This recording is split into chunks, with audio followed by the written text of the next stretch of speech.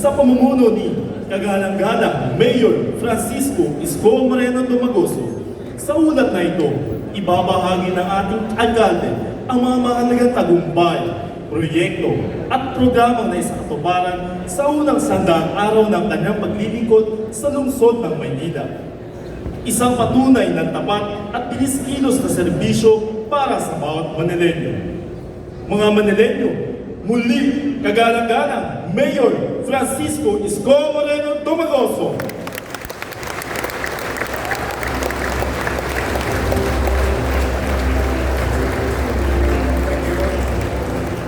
Maupo po kayo sa ating ginagalang, maganda, masipag Vice Mayor Chi Atienza, ang ating mga minamahal na kapwa halal ng bayan, Congressman Ernix Dionisio,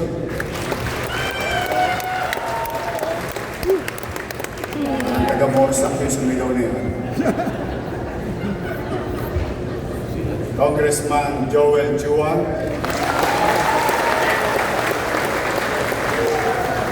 Congressman Giselle Maceda, Congressman Erwin Cheng, Daming bansa. Majority Floor Leader Mon Yopangco, at mga bosihal ng Maynila. Ano ba kayo makita? Except Ian. Kaya ba? Dala mo ba yung anting-anting mo?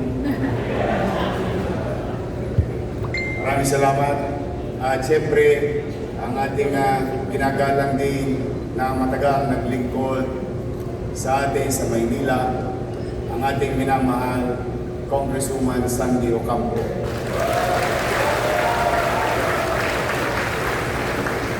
At matagal din naglingkod sa atin sa lungsod ng Maynila, Congressman Amado Bagachi. At mga dati pang halal, department heads, stakeholders, to the business sector, organization, NGOs, POs, the youth of Manila, the future of the city, to our fellow elected officials in the barangayan, sa lahat ng 896 barangays sa lungsod ng Maynila.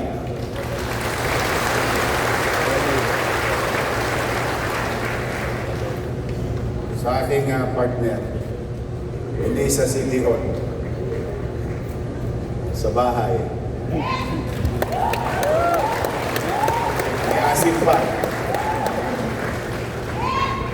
Dining, my wife,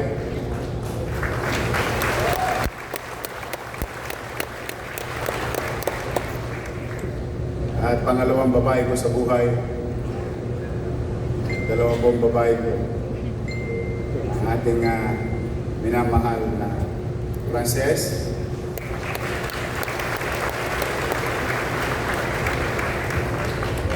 she's been helping around without DY, mawawala. But anyway, welcome, and let me don't want to take much of your time. I know that all of you mga gawain din kayo, but to the department heads of the City of Manila, magandang umaga. Sandang araw na po nang simula na tayo'y manungkulan dahil sa sigaw ng taong bayan, bumalik ka na.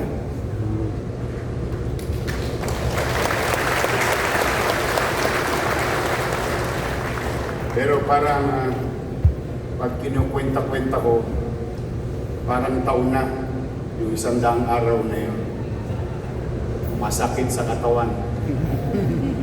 But be that as it may, Sabi nga sa isang kasabihan sa Ingles, it is not the years in your life that count. It is the life in your years. Sa pamamahala naman, what matters are not the days in your term, but what you have done to make each day matter to the people you serve. With the ground running, and that is literal, as I have committed to you last inaugural session. Naunang aksyon kaysa inaugurasyon. Gawa bago salita. 100 days ago, we were left not only with the mountains of death, but also with the mountains of garbage. 100 days ago, I was expected to inherit a clean city. But what I got instead was a dirty one. Trash-littered city streets, which were full of uncollected garbage. The stain of bad governance also left its mark on city finances, which weigh down by billions of unpaid commercial obligation.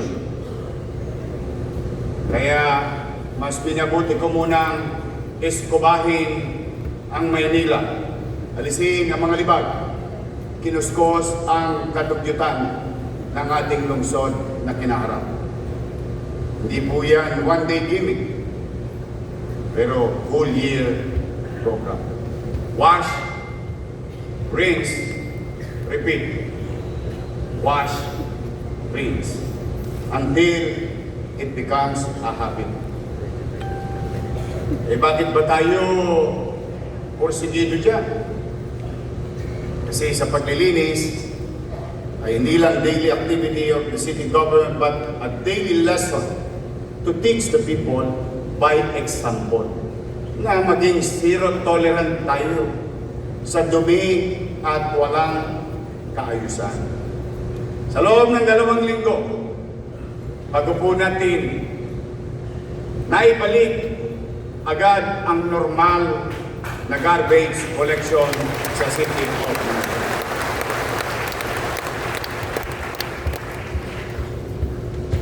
Bagay na aking ipinagpapasalamat sa kapwa ko kawani ng pamalang Luzon. Palakpakan natin ang mga taga-DPS.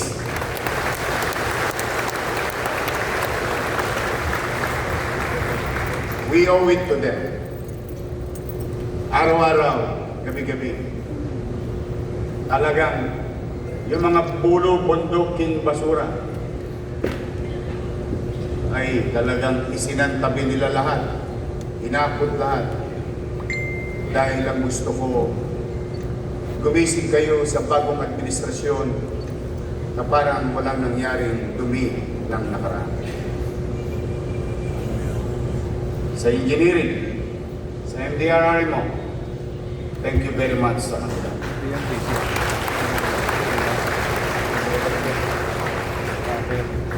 Ano ang isahing hatid nito sa Manileño at sa buong mundo? May gobyerno na sa lungsod ng Maynila.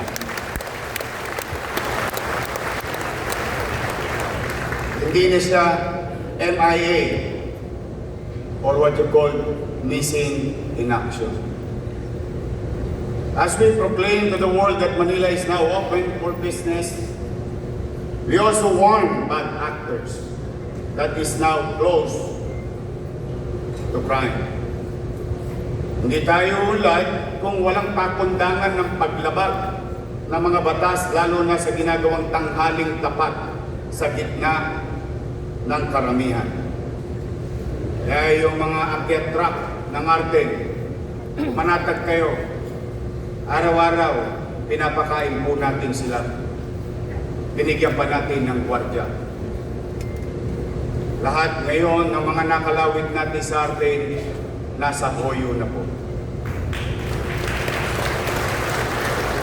We will not stop until they stop.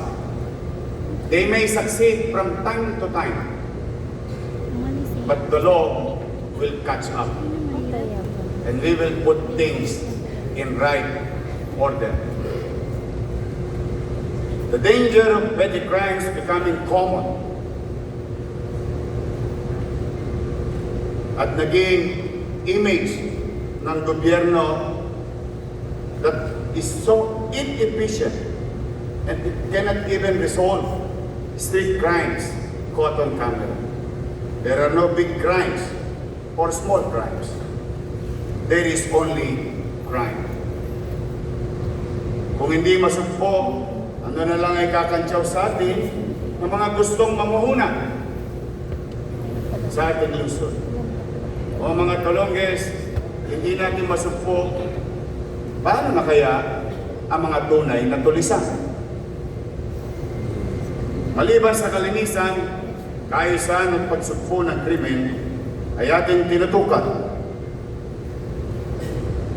Kaya naman, tumaas ng 9.2% ang crime solution efficiency ng Manila Police District. Ang ibig pong sabihin, as I have promised sa mga Tolonges at Tulisan sa Maynila, yes, I may not prevent you harming others.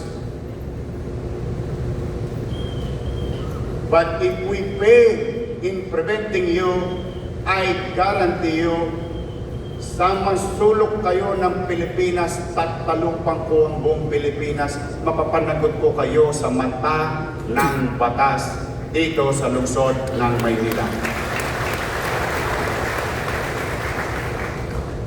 This is the rationale why we began our term with ground war of hitting the ground running after crooks and hitting the streets, cleaning it, lighting it, and clearing it of obstruction.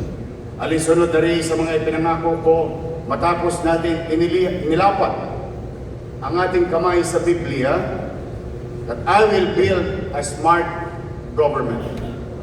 And by smart government, a street smart government.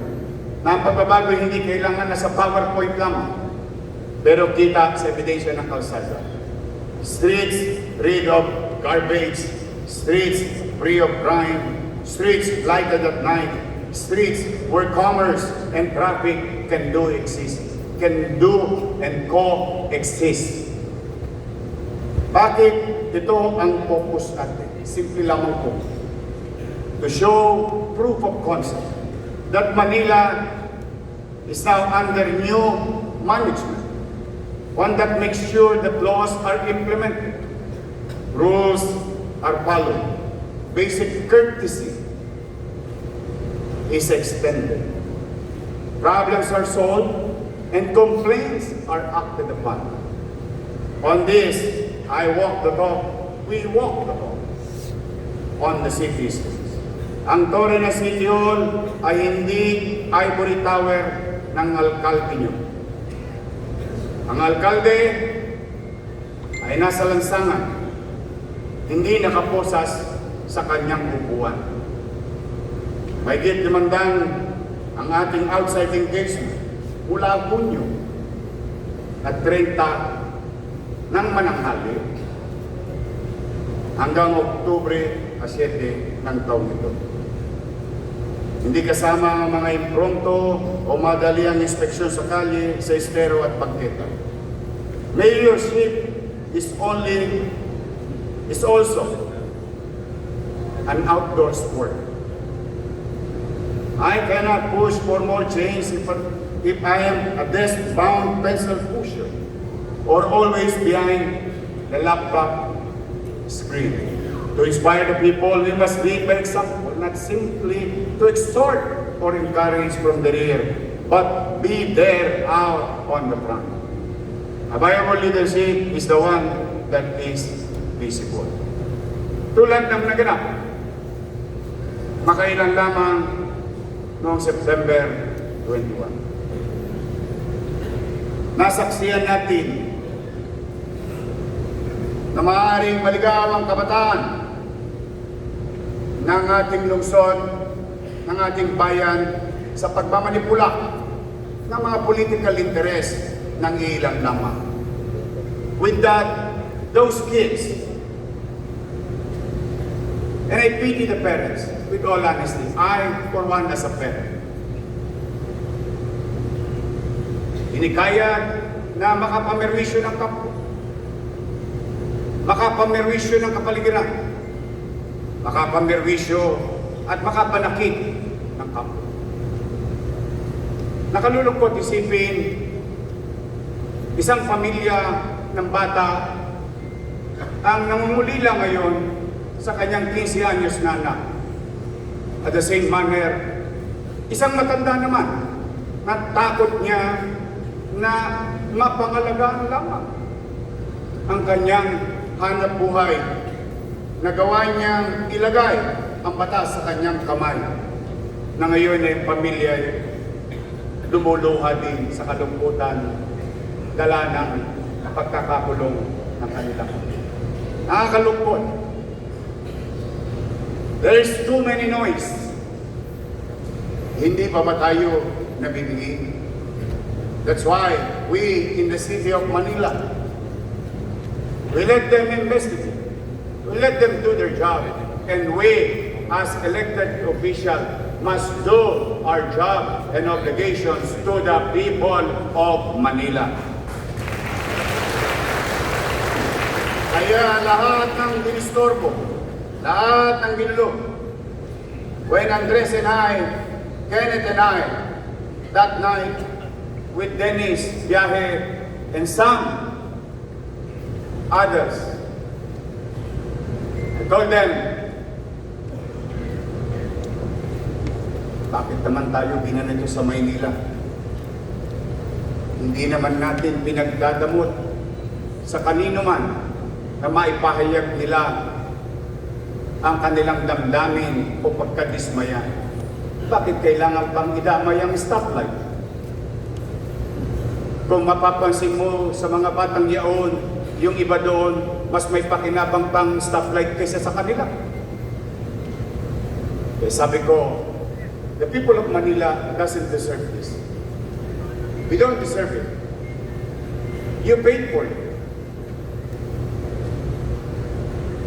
And I told them, that same night, walang matutulog. Andres, maghanap ka ng mahinga mong pintura. Kenneth, lahat ng truck na available. Gusto ko gumising bukas ng umaga ang mga tagalungsod ng Maynila.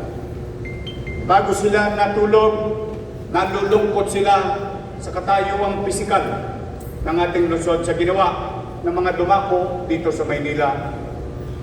Gusto kong gumising sila para lang silang binangungot at nagising na parang walang nangyari.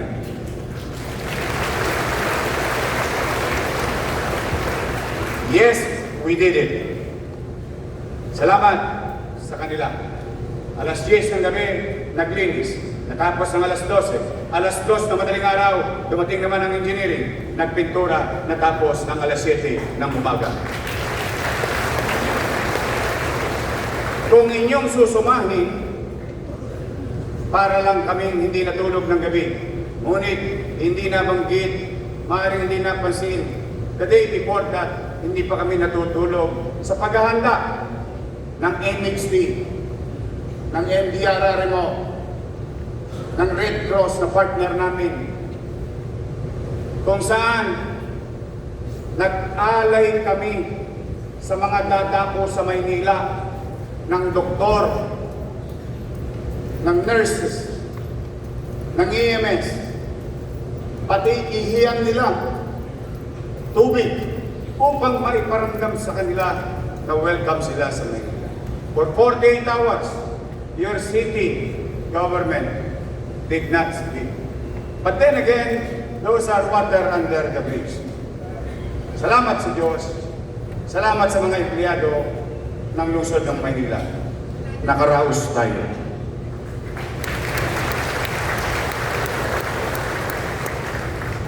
Ngunit hindi lang pag-aari ng bayan ang nasira. Hindi lang mga pulis ang nagalusan, nasaktan.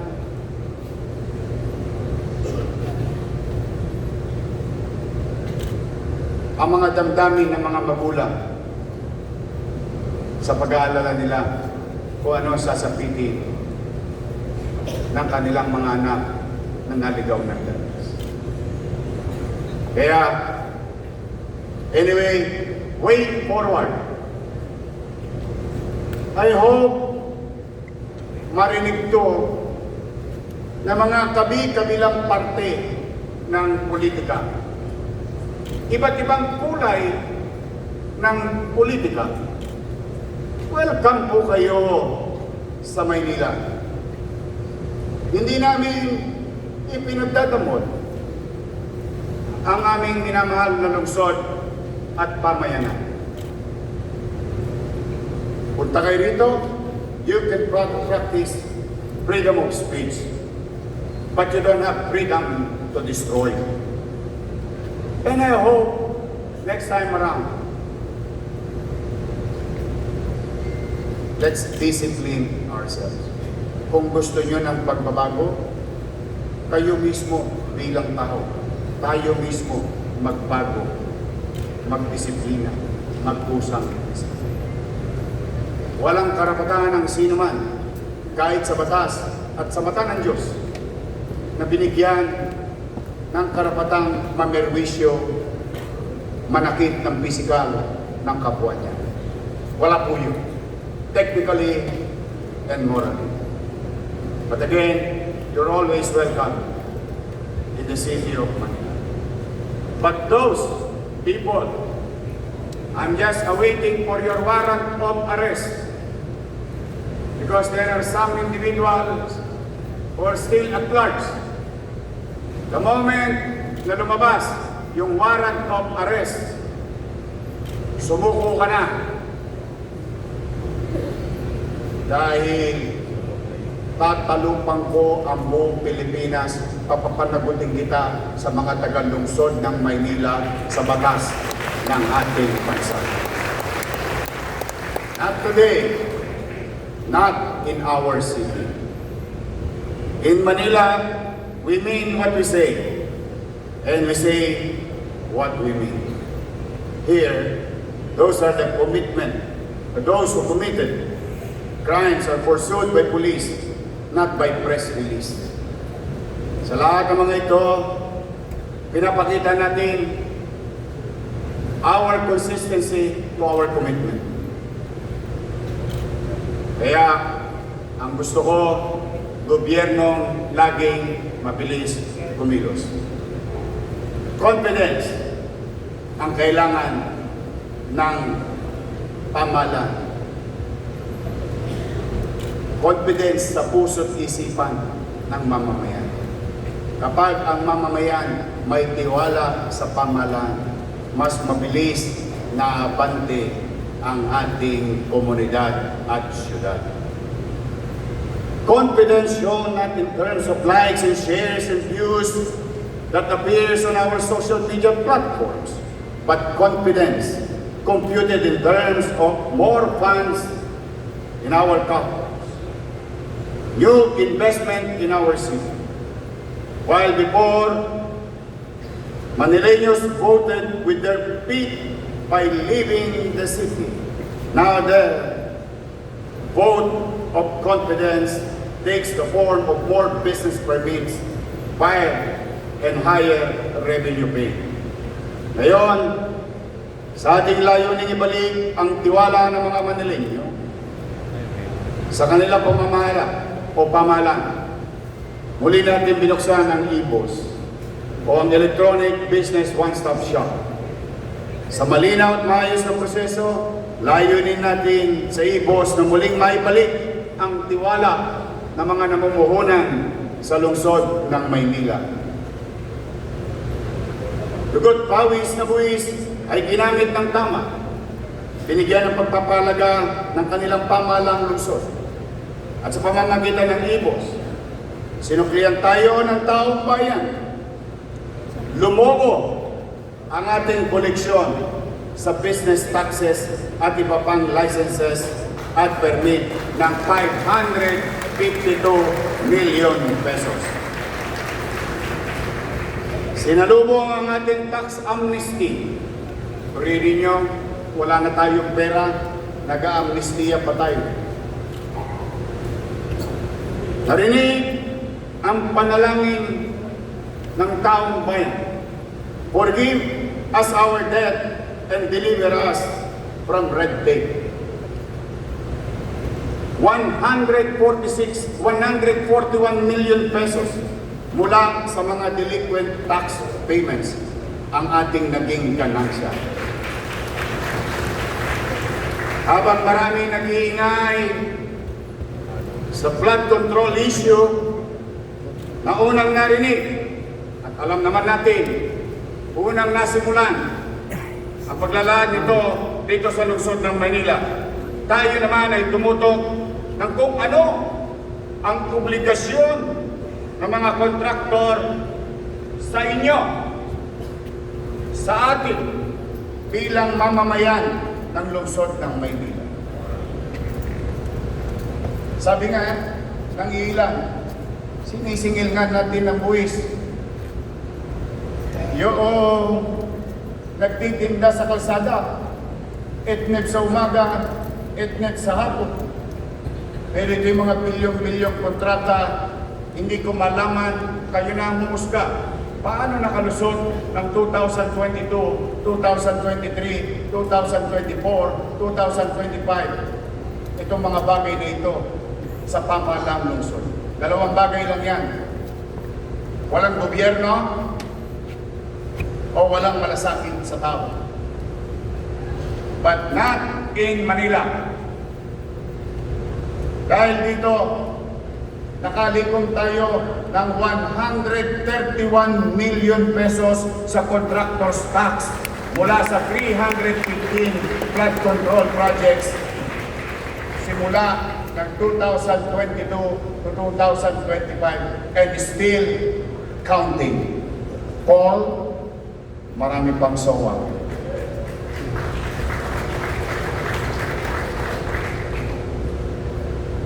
Umalsa rin ang ating general fund collection. Halos 2.2 billion pesos kasama na ang NTA or National Tax Allotment. Pinalitan natin ng red tape, ng red carpet. We slashed the numbers of documents required, sped up the process, shortened the timeline or timetable.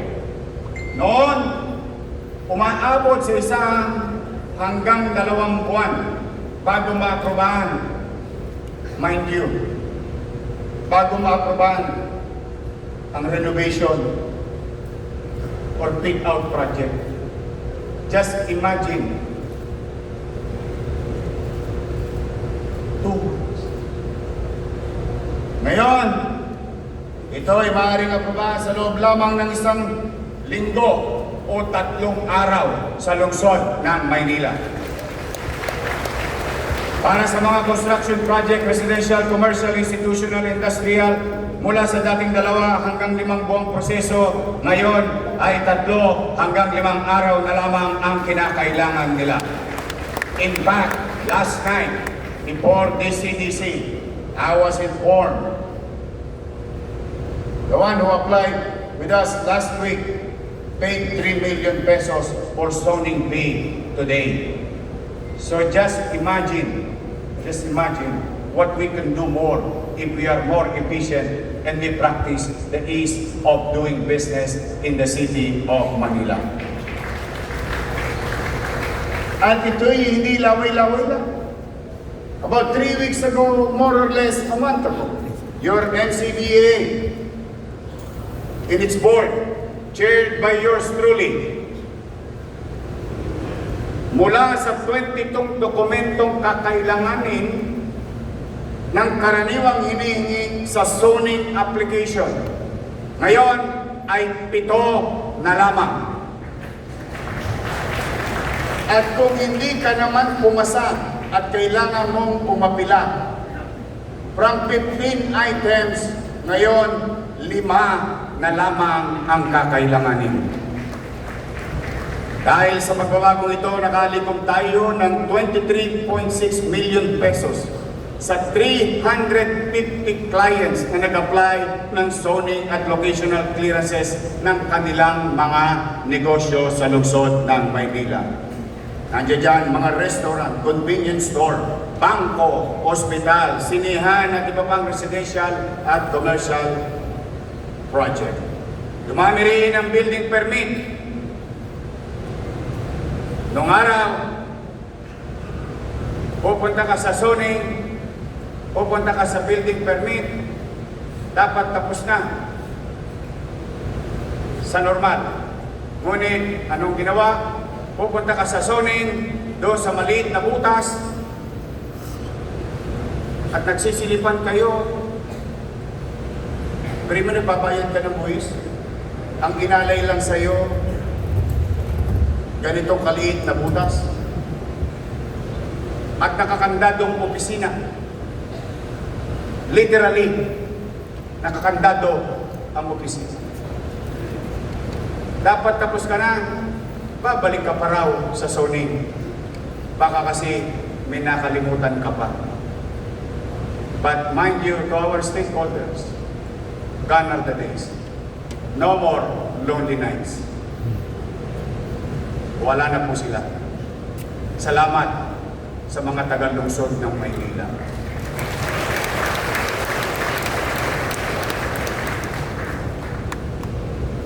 Mula Hulyo hanggang Setyembre ng taong ito, 2,069 permits ang na-issue ng Office of the Building Official. Patunay na bumalik na muli ang tiwala at sigla ng infrastruktura sa pribadong sektor sa lungsod ng Maynila. Umabot sa 702 million pesos ang halaga ng proyekto ng kabuuang lawak na 67,526 square meters na na-issuehan ng nasabing permit. Muling nag-i-invest, naniniwala sa ating lungsod ang ating mamamayan at negosyante. Kung may mga bagong bahay at gusali, may dagdag ding hanap buhay. Kung noong ay 18.9 million pesos lamang ang nalikom ng business permit mula July to September 2024. Ngayon, tumaas na mahigit kumulang 300% ang nalikom, amounting to 58.9 million pesos sa business tax. Parehong buwan, parehong dami ng buwan, parehong opisina, ang pinagkaiba, taon at pamunuan. Thanks to our people in business permit.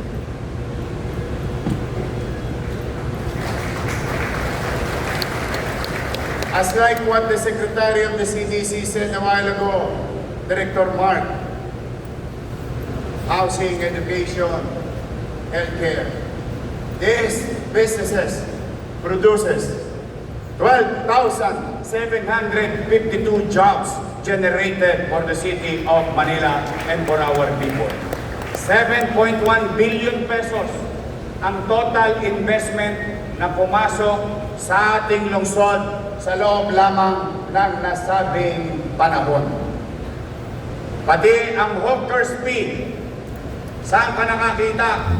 Nagbawas na ako, naglinis na ako, nag-clearing na ako. Pero ano ang naging epekto? Mula sa 7 million and 9 pesos, 90,000 pesos, noong July 1 to September of 2024, umakyat sa 10 million pesos in the same period but different year and leadership. Paano nangyari yun? Nagbawas na. Tumaas pa ang kita. Kasi po, unti-unti nang nawawala muli si Eddie at Patty.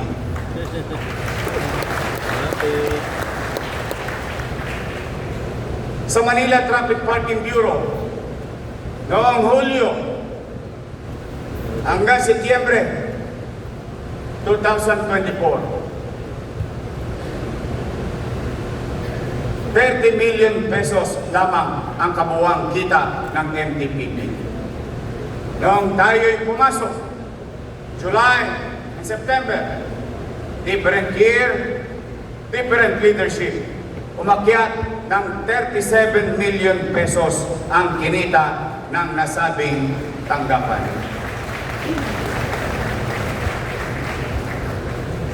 May tweet pa ako niyan. Bakit kaya? Matanong natin sa ating mga sarili. Patunay na kapag maayos ang sistema, disiplinado ang mga enforcement, malinaw ang direksyon ng pamahalaan, may resulta, may koleksyon, at may tiwala ang taong bayan. At pagsusumikap ng Office of the City Administrator, nakalikom din tayo ng karagdagang 38 million pesos mula sa contractor's tax. Natanggal na ang mga buhol-buhol sa salabat na records ng ating mga revenue centers.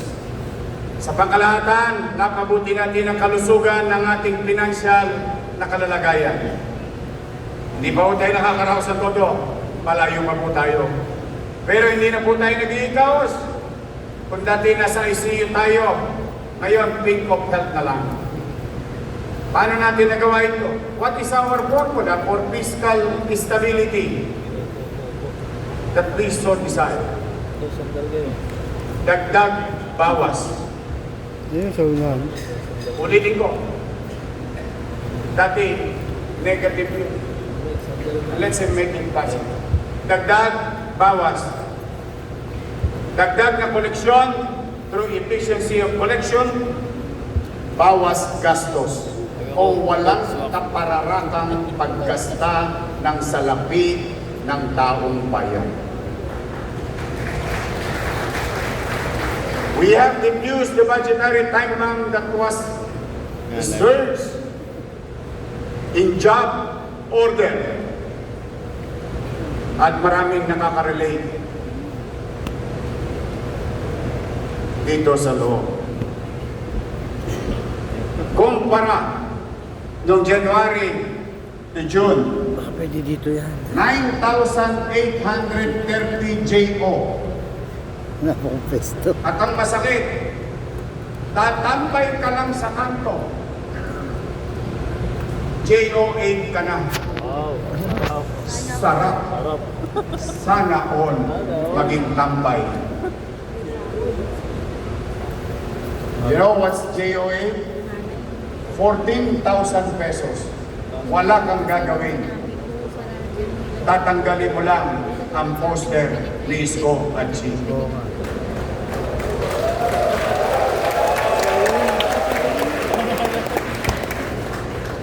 Sarap naman. Pero, ngayong July to December 2025, we now cut those things and we cut the category of GEO. Mataas na GEO, mapanganib na trabaho. Magaang na trabaho, may GEO pa rin, pero tama lang ang sweldo.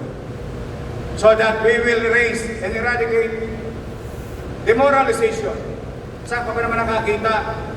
Yung tagadala ng bag ni direktor, JO8, yung lumulusong sa kanal, JO1. Pagpalitin ko kaya sila. And that is great injustice to our fellow workers in the city of Manila. We should practice meritocracy. based on merit and performance and danger of jobs. 7,023 na lamang po ang GEO at 72% na gastusin ang ibinagsak nito. Now, let me show you. Today, we are going to have Meat Buster. As you can see in the screen, numbers don't lie. Sa aking mga minamahal na barangay chairman na nandito. Tingnan po ninyo, noong Disyembre, ang GEO, January, February, uy, malapit na eleksyon. March na. April, magpapasya na ang tao. Eh, natalo. Noong May.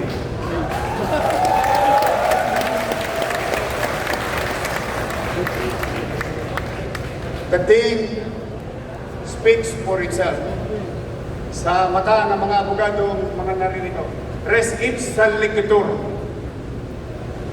And what we need, what do we really need for us to operate, for us to function at the bare minimum? 100 billion. Tingnan po ninyo yung ginawa natin noong July. Yan lang ang kailangan natin. Wala nang iba. Kung dumagdag ng kaunti, ay kung luluwag tayo. Tingnan po ninyo ang difference. Lambot. That's how we were raised. Whether they accept it or not. That's how they utilize at some way. Pero, tingnan ninyo, ang masamang epekto ng ating ginawa sa lungsod. But then again, ang mga bayarin at ang ating binayaran, hindi lahat malaki. Pero, at least, sa katagang nababasa sa jeep, who does not pay? Hindi nila pwedeng ipuhol sa atin. Bakit? Di baling hindi ako nakapag-aral. Di baling high school graduate lang ako. Di baling sabihin na nilang artista lang ako at bobo ako. Di baling ako sa paningin nila ay walang alam. Pero meron ako isang ugali, hindi po ko manunubag.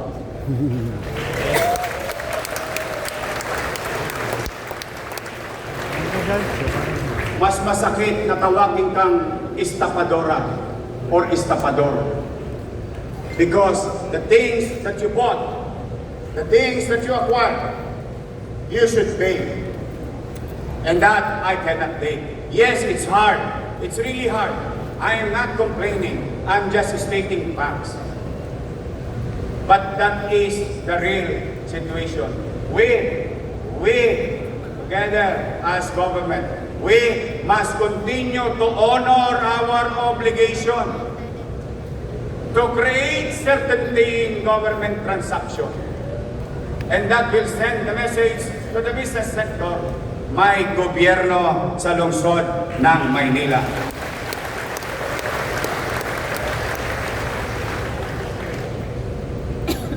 Kahit na nagkagaganyan-ganyan tayo, nairaos natin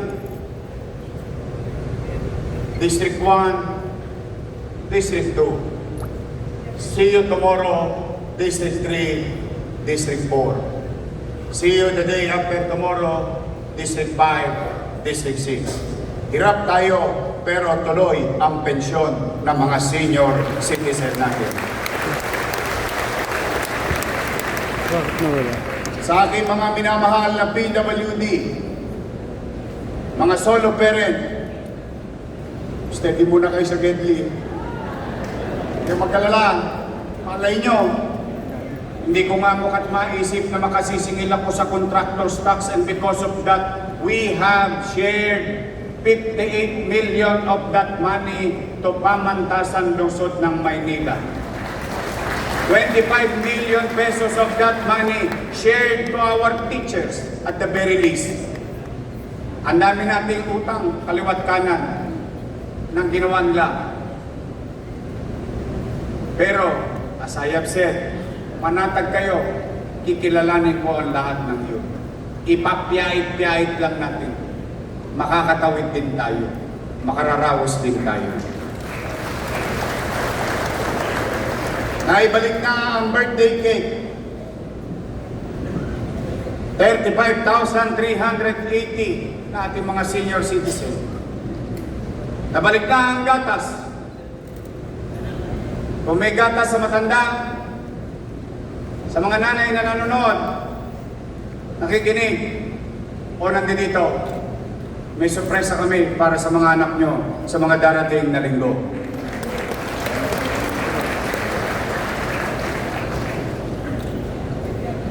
Napunduan din natin, nako, yari na naman ako. Nabigay na natin yung allowance ng PLM sa estudyante, may utang pa. Malamang sabihin ng UDM, paano naman kami, Yorme? Steady lang kayo sa Gedli. Basta nakaluwag-luwag ako, Arya ng Arya, hanggang mayroon pang sinulit na nakaigit. Yari ako ng yari ang Saranggola. Someday sama, aangat din tayo ng todo-todo.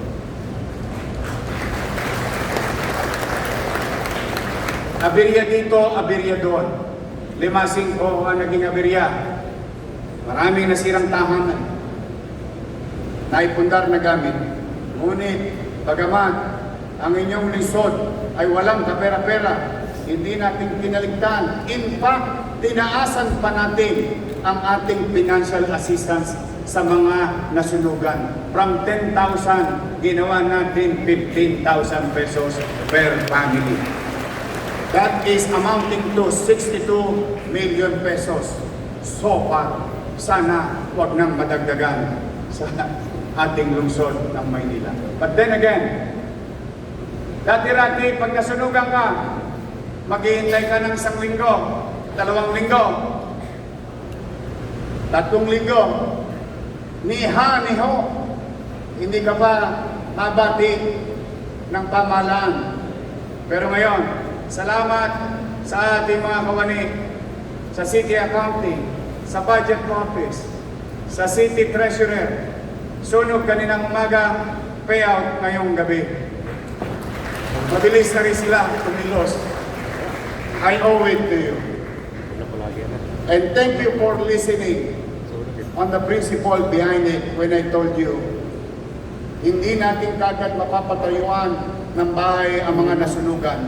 Ngunit gusto ko maiparamdam sa kanila na may gobyernong pinagmamalasakit sila.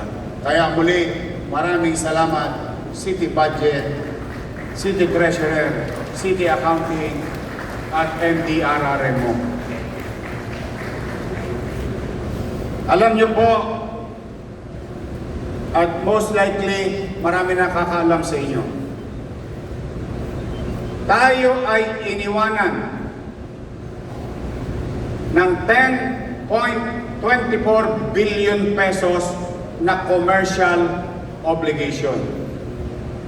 Ano po ang ibig sabihin ng commercial obligation?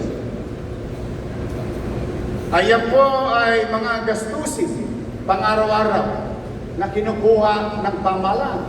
Gamot, gaas, sabon, gwardiya, construction, and so on and so forth.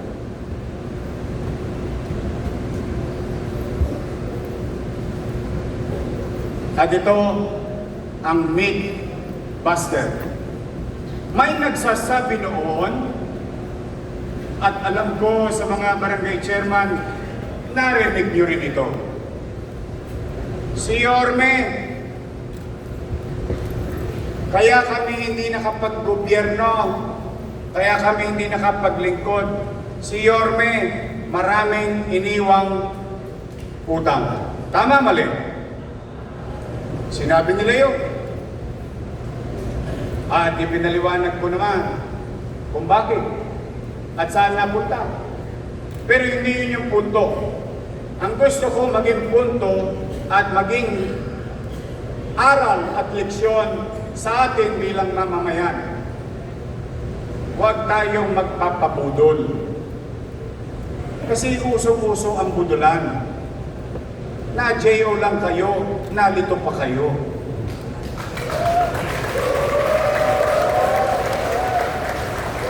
And I'm gonna address it straightforward. Walang pagkukubli. Totoong nangutang ako sa kasagsagan ng pandemya. Ngunit ang ating inutang ay may takdang kabayaran. Ibig sabihin, kahit 10 at 100 beses kung sabihin ito, pag ang tengang kawali ang kausap mo, talagang magbibingi-bingihan. Ulitin ko, umutang tayo dahil may mandanas ruling akong natagpuan. At ang inutang natin, tinutugon ng mandanas ruling. Kaya, kung ang sasabihin ay kaya tayo walang gamot sa health center, tambak ang basura, walang allowance, walang binigay sa eskwelahan, and so on and so forth dahil sa utang, hindi po totoo yun. Bakit? Tingnan nyo po ang screen ninyo. Wala pa tayong pera pero ang nabayaran ko na utang or commercial obligation na iniwan nila ay umabot na sa 3.1 billion pesos.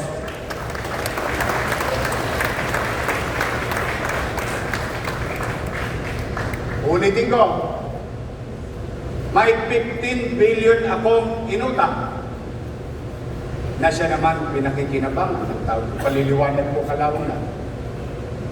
Ngunit may iniwang commercial obligation na 10 billion.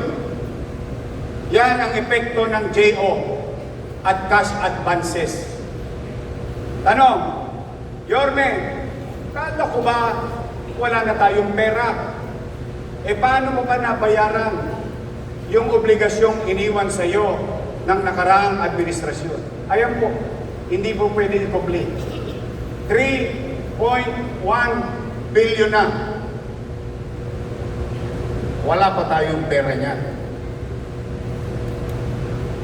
Tanong, Yorme, nakabayad ka ba sa mga inutang mo sa bangko ng Land Bank at DBP? Ayan din po, 272 million pesos. So which is which? Sino kaya ang tapat at totoo?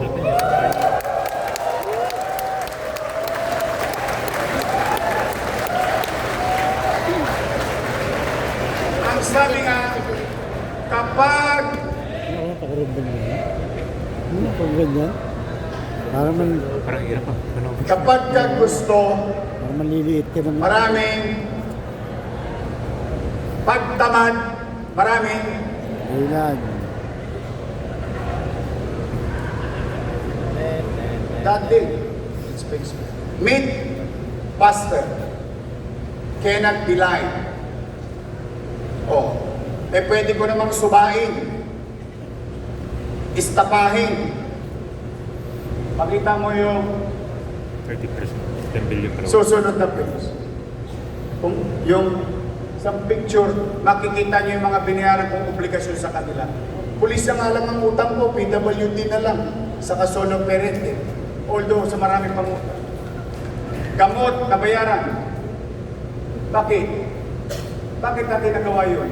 Yung una nyong nakita kanina. Yung una nyong nakita na ginawang JO ang pera, imbis na ipambayad sa obligasyong kinuha. So, I think by this time, that will put an end to your doubts in your mind. And I think we have a clearer picture of where we are. But don't worry. Be happy. Makakaraos din tayo. Tanong, totoo ba Hindi na naman gagawin mo. na may iniwang 10 bilyong commercial obligation? Sila, totoo.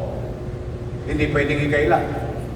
Ang tanong ng mga Manileño, ang tanong namin, may naramdaman ba tayo sa 10.2 billion na yun? Hindi ako para humusga. Naghusga na ang taong bayan. Walang naramdaman. Kaya nagtagumpay ang bumalik ka na.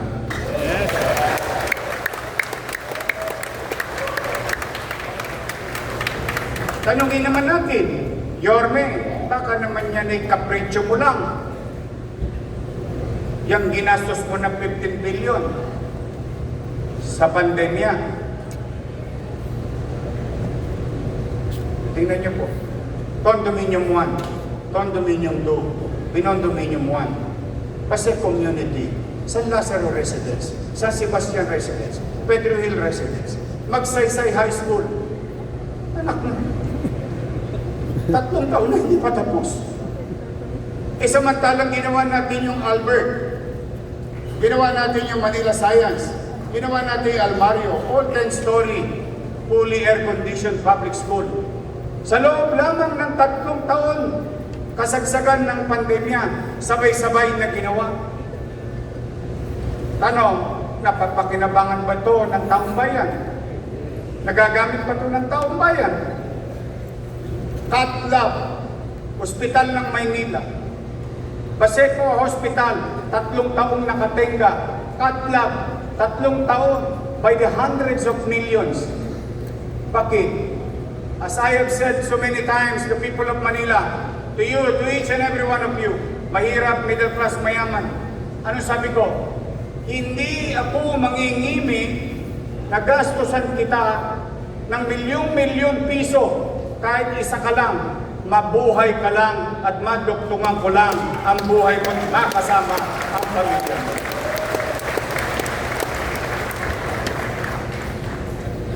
That is our pledge. That is our commitment in delivering healthcare in the city of Manila. Pero wala. Hindi ginamit. Maraming gamit. MRI, CT scan. Itinatago. Huwag daw gamitin, baka magasgas. Wow! Heavy. How come? I am no doctor. But I know how it feels nang mamatay ang lolo ko. Kaharap ako dahil walang dextrose. Umiyak na lang ang nanay ko. I know how it feels na ang isang bata nasa ospital, kailangan iiwan siya ng nanay niya sa tabing kama kasi yung nanay niya kailangan maglabada muna para may pambili ng gamot sa kanyang anak sa San Lazaro Hospital noong dekada 80. I know how it feels. I hope you won't feel the same thing. You won't experience the same thing. That is why, that is my pledge and full commitment to the medical sector of the city of Manila. We are 100% going to invest whatever we can, whatever we have, na magkaroon lang ng sapat na pagkakataon, pantay na pagkakataon, ang isang mahirap at isang mayaman, pareho ang gamit sa ospital, parehong may gamot sa ospital, privado man o pang-publiko. Kaya po, Sa mga nanay at tatay ko, kulang pa, marami pa. Huwag kayong mag-alala. Maraming salamat sa PhilHealth. Palakpakan natin ang PhilHealth. Palakpakan natin ang DOH.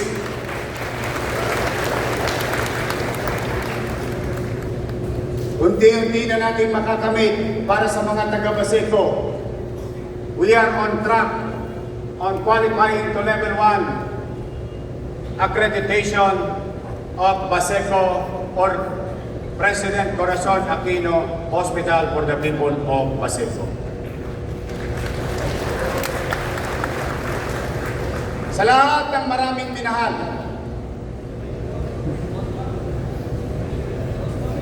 baka barado na ang puso nyo. Kung kayo ay ma-angiogram, and this goes to the rich, to the middle class, especially the poor,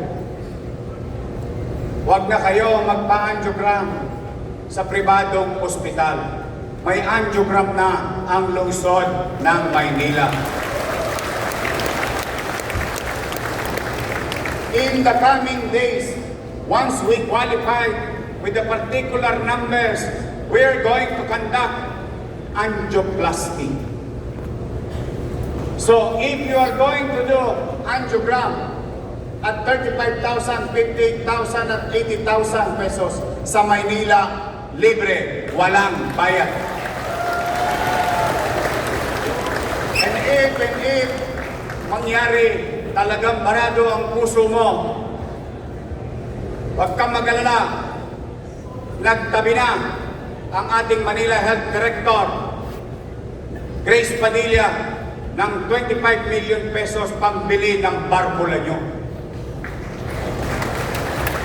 So if you're going to spend, or what you call stem, in a proper manner, spend 300,000, 500,000, or 1 million pesos para sa angioplasty ninyo, huwag na kayong tumosgas. Sa Maynila, libre ang angioplasty.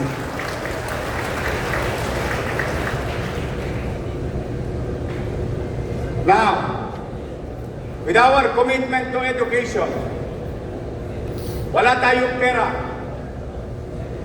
Yes, kaya magalala, makakaraos tayo. But we have to move on. We have to move fast. Because we've lost 3 years of our lives of stunted growth in the past administration. Now, why am I saying that? Before I left as your mayor in 2022, I committed myself to pamantasan lungsod ng Maynila.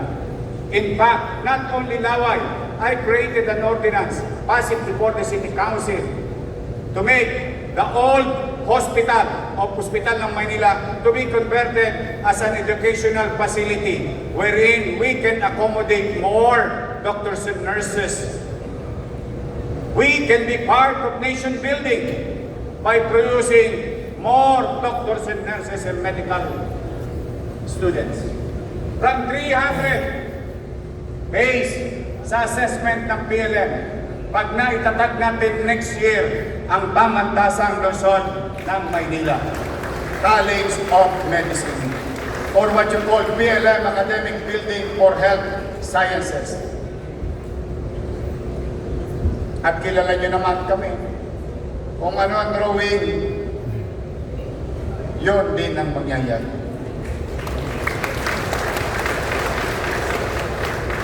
We are going to push through with this. Why? We, as City Government of Manila, modestly aside, I think we are now the largest healthcare provider as local government unit in the entire country. And we must adapt to the demand by producing more doctors and nurses in the future or other medical allied field. Yan ang pangarap natin. Kanino? Sa anak nyo. Sa apo nyo. at magiging anak ng apo ninyo. Soon, they will have such school. At pag nangarap sila na maging doktor, hindi naman kayo mahirapan dahil available na in the coming years itong pasilidad para sa mga estudyante ng pamantasang lungsod ng Maynila. Mga Manileño,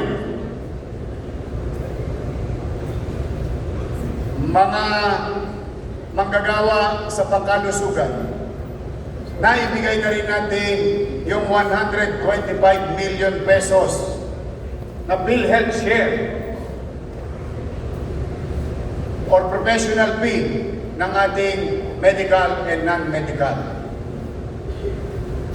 At pumanatag kayo, malamang doblado to sa December.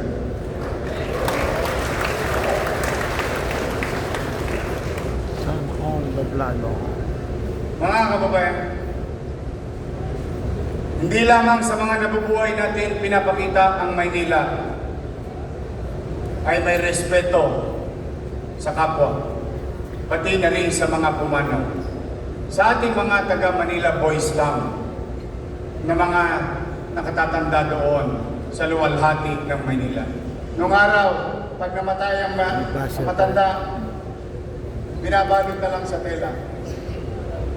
But now, through the leadership of Director J. De La Puente, sila ay nabibigyan ng desenteng burol at libing.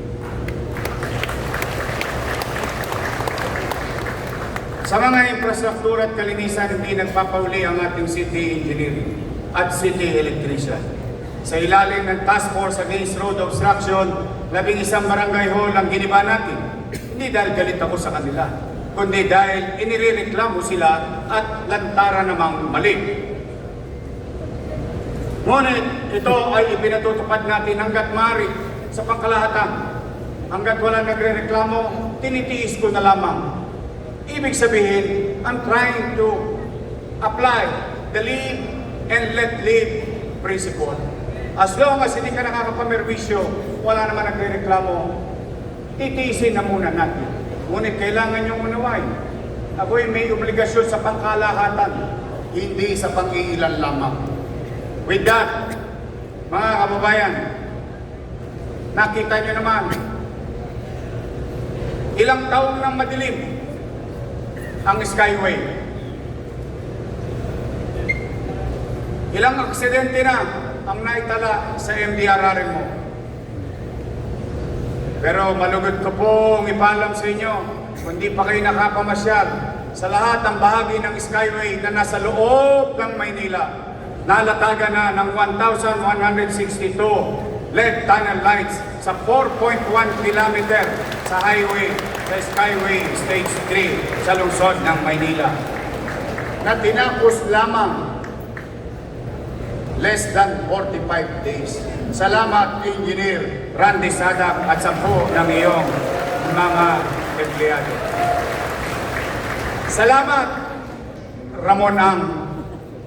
Mabasa ka sana ng ulan. Dumami ka pa. Bakit ko po'y pinagpapasalamat? Lumiwanag, naglagablab ang Quirino hanggang Suber, ang Quirino hanggang Zamora, ang Quirino hanggang Linaw. Walang Toscas ang Maynila. Libre po natin nakuha.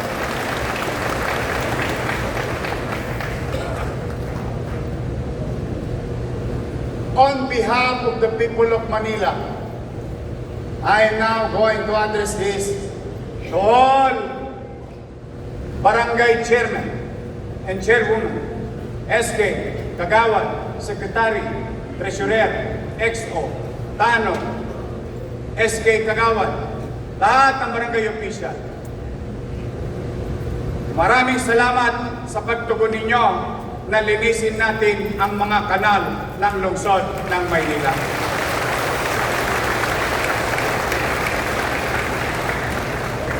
Thank you very much. But we must continue. We had a good start. So we must have a good finish. Huwag kayong mag-alala. Araw-araw pa rin kami maglilinis kahit Sabado ko lang kayo nire-request. And I hope you continue, mga barangay official.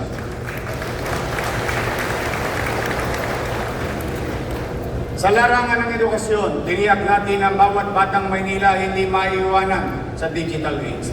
Inaprubahan natin immediately, and I think, if I'm not mistaken, 2 weeks pa lang tayo sa pamahalaan, inaprubahan natin 143 million pesos galing sa Special Education Fund para pondohan ang One Smart TV, One Classroom sa lungsod ng Maynila. Pagbili ng laptop sa mga teachers, pagbili ng tablet armchairs at board books para sa mga mag-aaral. Ito ay para sa 397 kindergarten classroom sa ating pampublikong paaralan. Hangad din natin na makapagturo at makadagdag sa aktibidades, mahalagang aktibidades ng ating mga bata. In just 100 days or less, 2 bagong library na itatatag sa lungsod ng Maynila. Moving forward. And before we end, I have so many reports. Pero inano ko na lang yung mga medyo masarap. Yung mga Ricardo.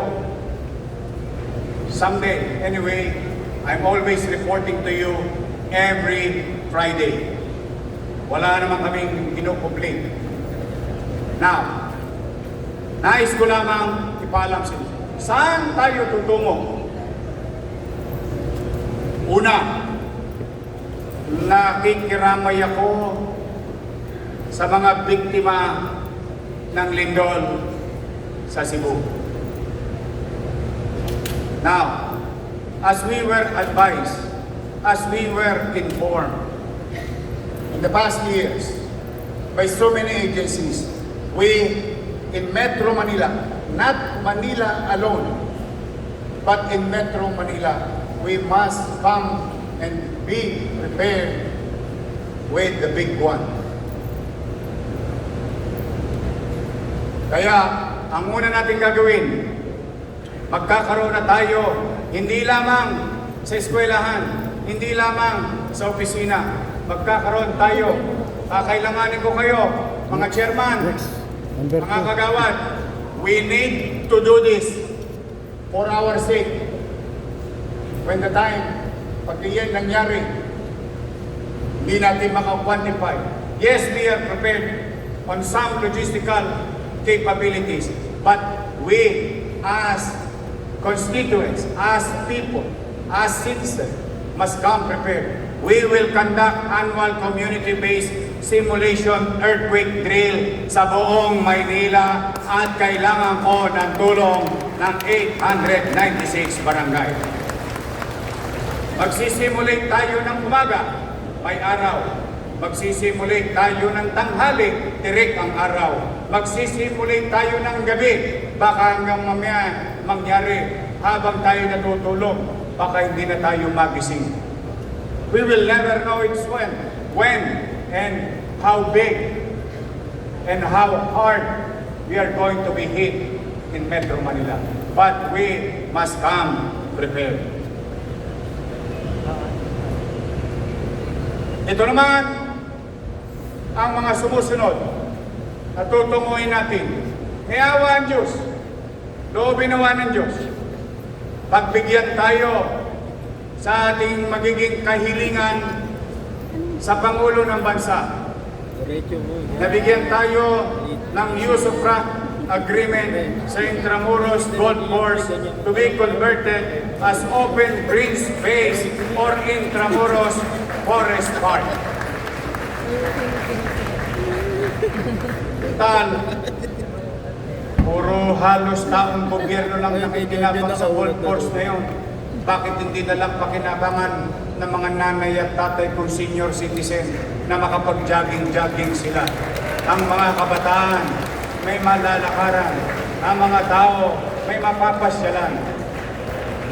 Kung kayo'y nakarating na sa New York, hindi po sa Cubao, meron silang tinatawag na Central Park. And that is our aspiration. This, if given a chance, brought to us the management or given to us the management of this. This will be the future of our children. Open green space in the city of Manila. Ganda yan, no? Kaya nga ang hiling ko lang, sister, May yaman lang kasi kahit nakikinabang, eh, suprak Gopos. lang. Yung pang-toskas, paala na. Sabi nga, ano sabihan sa English? Do your best and God will take care of the rest. Santa Ana National Shrine, Plaza Calderon. I will flatten the entire area Para to lumiit. make it seamless that your peripherals and yung vista ng tao pagpapasok na sa makasaysayang Santa Ana, ang makikita niya yung makasaysayang simbahan ng Santa Ana, hindi ng kable at kung ano-ano mga istruktura doon sa Calvillo. We'll bring back the old days, the glory days of Santa Ana. Yan ang yaman ng Santa Ana. We will take care of it. We will redefine it to make it more appealing and looking back with our heritage. Loton Underpass. Inayos na sulit. Sa Santa Ana, wala tayong hingin, pera na lang. Sa Loton, pwede tayong manghingi, pero pwede rin tayo pera na lang. But this is gonna be our Loton Underpass in the coming years, hopefully. Of course, nakita nyo na ang mga Europeanong design ng pamantasang Luzon ng Maynila. Parang gusto kong mag-doktor. Binondominium 2. At pag nakahingi ako kay Presidente, isasabay ko na yung Binondominium 3. Yun. Sa bahay. Ako po naglalahad. Pakinggan nyo't maigi ha. Merong kakayanin, merong papangarapin, merong hihingin. Tama naman. Pero hindi ako titigil until we achieve those. There are properties of the national government underperforming. And today, to prove to you my aspiration, why am I looking into this? Paglabas niyo po dito, nyumanggal lang kayo sa kanan. Diretsuhin niyo bago magkirino. Diretsuhin niyo po. May malaking lote, underutilized, owned by the government. What we're going to suggest to the President, itayo ang Bureau of Plant Industry in City Vertical Housing Program Yun, about yan pala. 4 buildings. That is our going to be suggestion to the national government. At patuloy natin popondohan ang Land for the Landless program ng lungsod ng Maynila. Again, we used to own this, but napabayaan, nakuha sa atin, natalo tayo sa kaso, nauwi sa national government. But we own it. We own it. But just for the sake of being in unison to our national government, we are going to ask, hopefully, to have usufruct of our great jewel of the City of Manila, the operation and management of Metropolitan Theater of the City of Manila. Sayang, Lou Biloso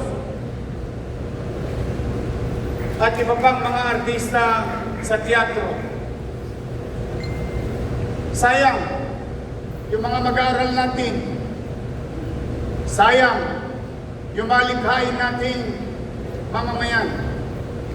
Ito man lamang, sana, kung hindi maibalik sa atin ang pag-aari, sana tayo na ang operation and management. And I think, National pala yun, no? kayang-kayang patakbuhin yan ng ating direktor na si Cristal Bagaching ng Titica. Sayang, ganda niya sa loob. Sa mga taga-Sampaloc, taas ang kamay. O kuya. Sa palo, Sa kuya. mga taga-District 3, taas ang kamay. Taga-District 2, taas ang kamay. Isa sa problema ng 2, 3, 4, nung tinamaan ng train, nung tinamaan ng skyway, nung tinamaan ng connector, na bakante ang lote. Ito ang pangarap ko para sa inyo. Hopefully, payagan tayo ng TRB. Public parking space under the skyway. Elevated. Para kayo na mga barangay chairman, araw-araw na lang, most likely o buwan-buwan, nakakatanggap kayo ng away kapitbahay dahil sa paradahan pa lang. This will be the solution at creating space, utilizing space underneath by the constituents, by the community. Ang kailangan lang dito, mind you, ito walang tosgas masyado. Piyahit-piyahit lang ang tosgas dito. Ang kailangan lang dito, national government, TRB, Skyway, and Office of the President. Why? Tingnan po natin, kabisado yan ng mga taga-2, kabisado yan ng mga taga-3, taga-4. Pansinin nyo, dalawang bakanting lote yan. The other vacant space is for the future of rail. But underneath is gonna be an open space for life. Then, I think we'll put it in better use. And that is our proposal. Parking space under Skyway and NLEX connector viaduct through DOTR and TRB. Now, mga kababayan, as you can see, Condominium 1, Condominium 2, Pinondominium 1, hindi na po ito mga picture. Kasi community, San Sebastian residents that we are about to deliver, San Lazaro residents that we are about to deliver, and Pedro Hill. Sa mga nabola na ito raw ay rent to own, I hope hindi pa kayo nagbayad. Dahil naawa ko sa inyo. Hindi siya pwede maging rent to own kasi po wala po siyang titulo. Father title lang. Ang rent to own is something that you own later on. Wherein the City of Manila giving it to you for 2,000 pesos. Almost free. At pagdating ng araw, ayaw mo na, umasenso ka na, lahat ng hinulog mo 2,000 pesos, ibabalik pa sa iyo ng lungsod ng Maynila. Why change it? That's why maraming hindi makaabig. Bakit? Sino may extra 15,000? Sino may extra 10,000? Sino may extra 20,000 na mahirap o empleyado?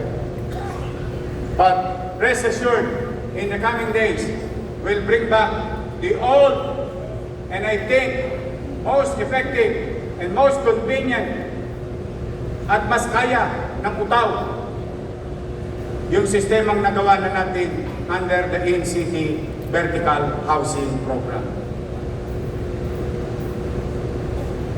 Mga taga-lungsod ng Maynila, mga barangay official, stakeholders, maraming salamat sa oras na pinagkaloob niyo sa akin ngayong araw na ito. Maraming salamat. I think first time kayo nakakita ng CDC sa ating mga stakeholders. This is the way. This is the way. And it should be the only way to conduct a city development council meeting. You must participate. You are included. Hindi kailangan magkubli sa taong bayan sa paglalahad ng tatahakin ng ating puso. Maaaring ang iba'y hindi mauunawa. Maaaring iba'y nakauunawa. Pero ang malaga, ang katapatang pagbubuklak ng plano, ng gastusin, ng tinahak at tatahakin. Yan ang halaga kung bakit kayo ay inimbitahan namin upang maging bahagi ng isang importanteng gawain ng lokal na pamahalaan at ng kanyang mamamayan. Isang beses, isang taon. Kaya buong kababaang loob, with all humility, I am grateful to you today. Thank you for your time.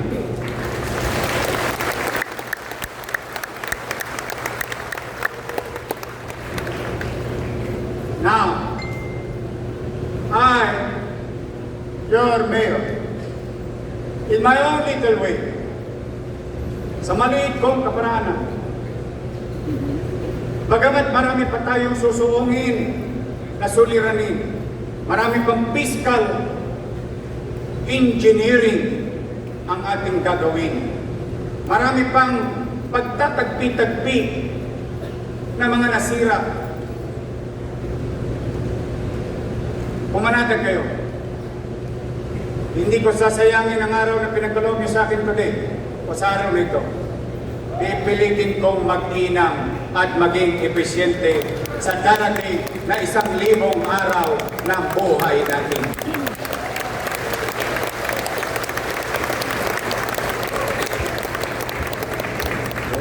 At may awa ang Diyos. Notahan nyo na kayo makinig sa chismis. Kung loloobin ng taong bayan, mananatili ako ng 10 taon sa lungsod.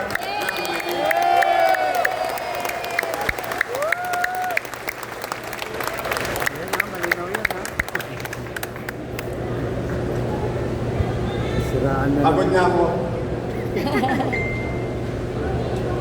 With all honesty. Time to retire naman ako pagdating ng araw. But now, are we going to be successful?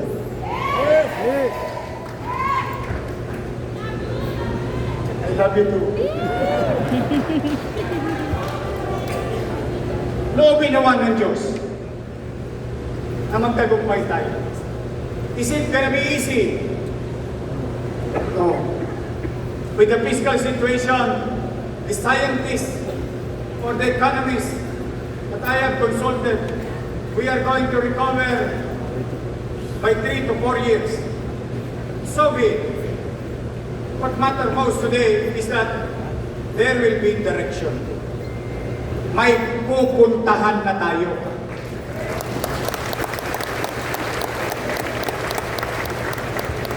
Kaya nagsusumamo ko sa inyo, mga chairman, mga barangay official. Basta ako, sa paniwalaan nyo hindi, pinatawad ko na ang ilan sa inyo.